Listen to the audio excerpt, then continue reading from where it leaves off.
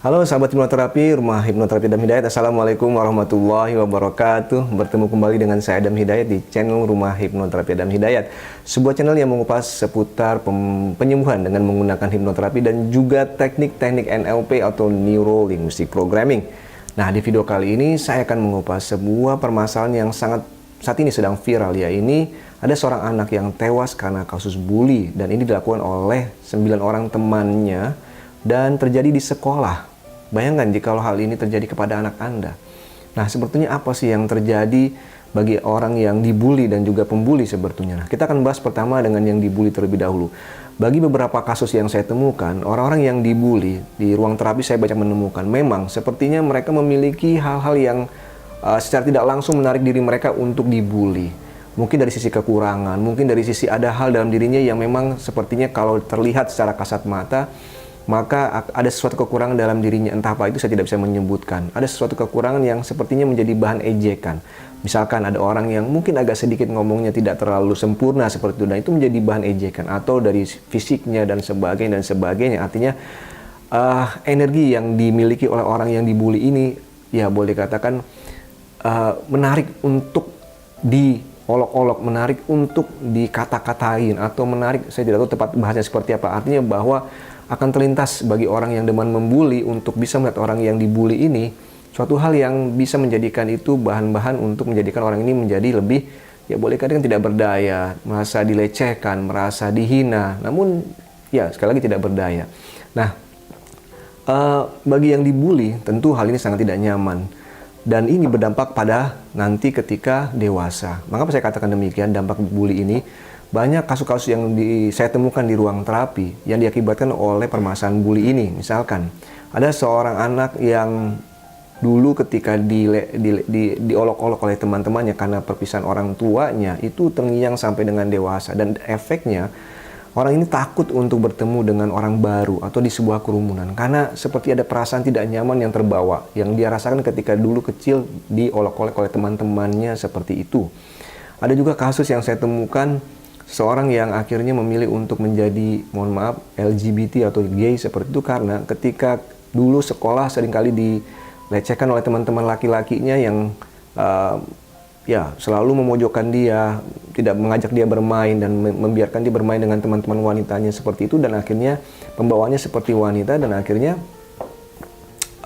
ya dia memutuskan untuk lebih memilih kenyamanan untuk menjadi bergaya seperti wanita ketimbang laki-laki karena banyak yang menghinanya dia seperti itu. Nah, ini hal-hal yang terjadi akibat bullying. Nah, bagi pembuli perlu saya sampaikan juga bahwa tentu bagi orang yang dibully sangat tidak nyaman, dan ingatan ini akan membekas selama-lamanya. Dan ini akan membuat sesuatu hal yang tidak nyaman tentunya, karena orang yang dibully akan merasa dendam, merasa marah, merasa benci dengan orang tersebut. Banyak beberapa kasus ketika terjadi reuni seperti itu, bagi yang pernah dibully akan teringat, oh dia ini dulu pernah begini, membuat saya seperti ini dan seperti itu.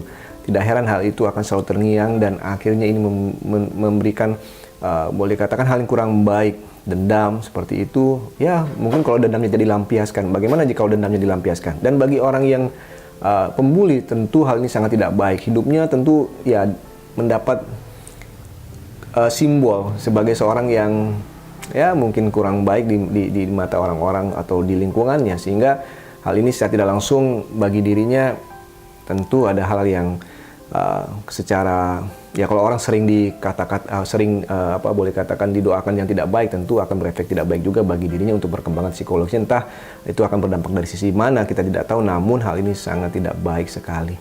Baiklah, saya pesan juga bagi orang tua yang anaknya mungkin sering dibully, yang bisa Anda lakukan adalah amati.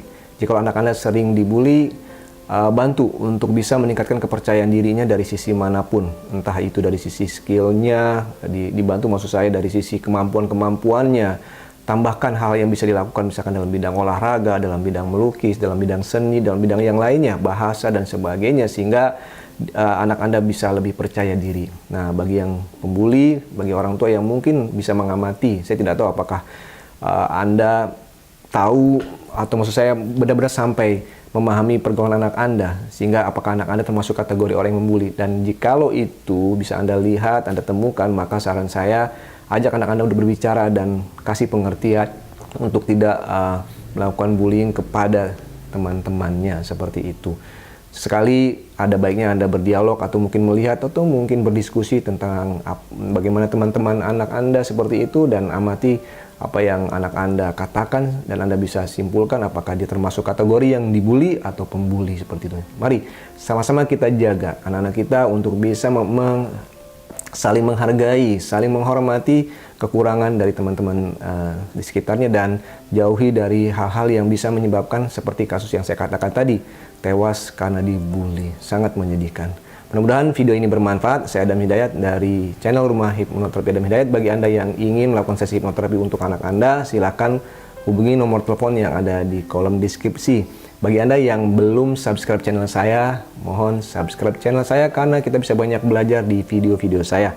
Demikian, wassalamualaikum warahmatullahi wabarakatuh.